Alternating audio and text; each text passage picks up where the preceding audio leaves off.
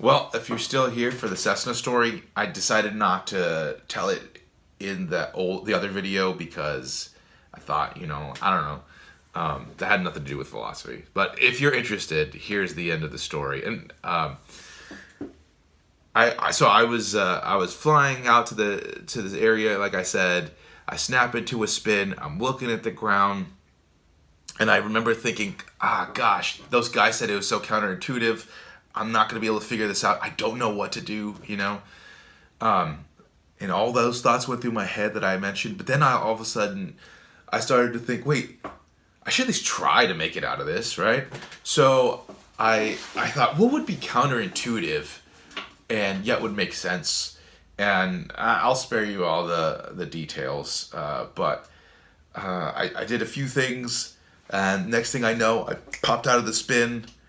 And I'm looking around like, I'm going to live, right? This is incredible, right?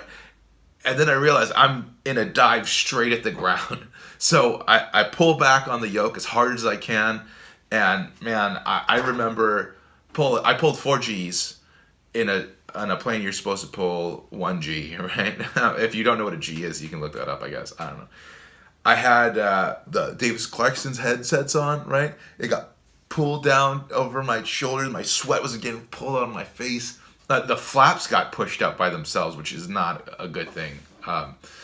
And I pull out of the dive, and I'm close to the ground. I mean, I'm looking around. I see like cows and like houses, and it was crazy, right? And I'm just totally flabbergasted at what would happen. And then I hear this like in the distance, this yelling, and I'm like, what is that? And I realize, oh, my headsets are off.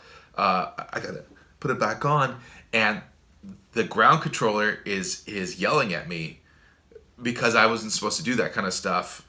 And I was in the wrong place, right? I was doing it while I was going out to the area, and I'm freaking. I mean, I'm literally shaking because I'm so scared. And as my hand's coming towards the trigger to talk, it's not a sexy plane with guns on it. I mean, the trigger just is for the microphone. As I'm pulling my hand right there, I remember right before I took off, my instructor pilot told me, no matter what you do, always sound cool on the radios. And at the time, of course, I was like, okay, Josh, right? But right before I pull the trigger, I think, sound cool on the radios. Shh.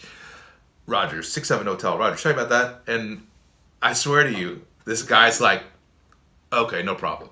And I was like, oh, I got away with it, right? I mean, if they had figured out that I nearly killed myself, I'm pretty sure I wouldn't be flying ever again.